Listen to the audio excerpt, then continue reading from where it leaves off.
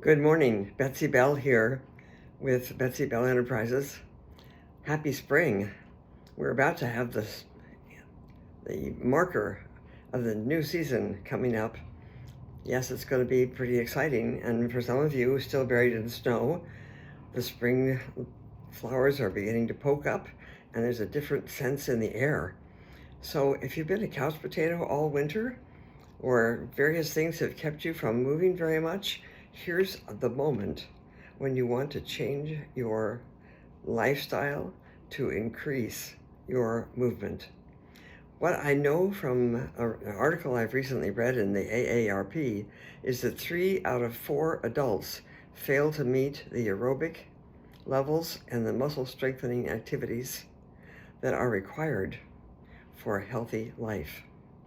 And without exercising, all the various illnesses that you can possibly imagine and remember are harmed, are increased. The possibility of getting cancer, heart disease, diabetes, cognitive challenges, almost anything you can name is prevented to some degree, or at least helped to prevent, by moving.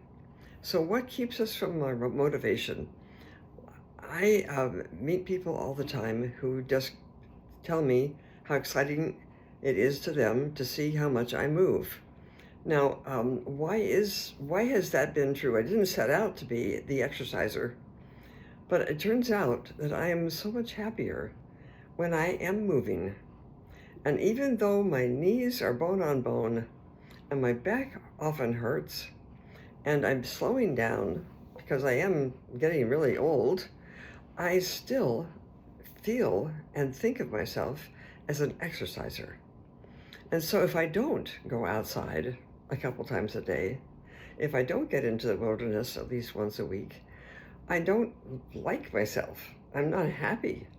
And so the attitude that I have cultivated, not so much by intention, but just because it happens to be true for me, is to move as often as I can.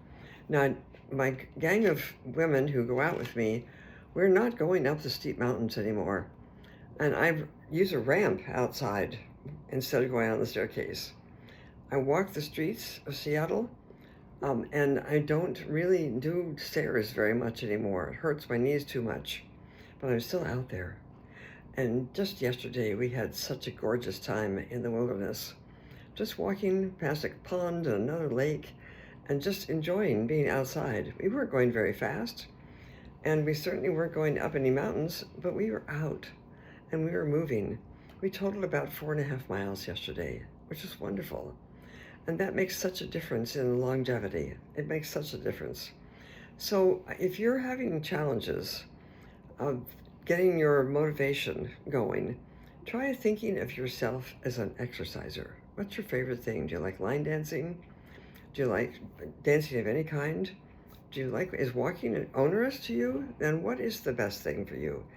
Where I live, they have line dancing, they have folk dancing, they have walking in the neighborhood, they have swimming, and whatever your exercise preference is, begin to think of yourself as the person who does that, is that person, and that will help you a lot.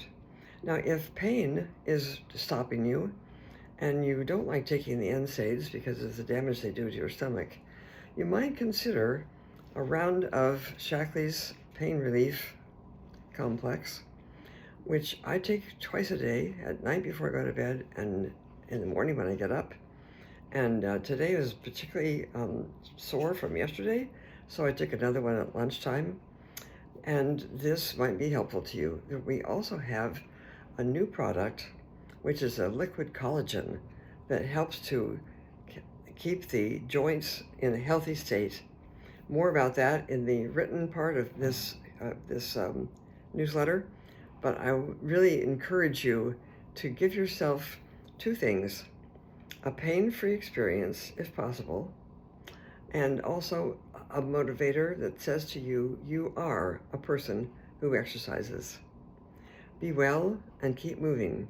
And do go to my website, It's called Betsy, sorry, it's called www.hihohealth.com, HIHOHEALTH.com, and there you can look over the products and purchase. Thanks so much. Bye-bye.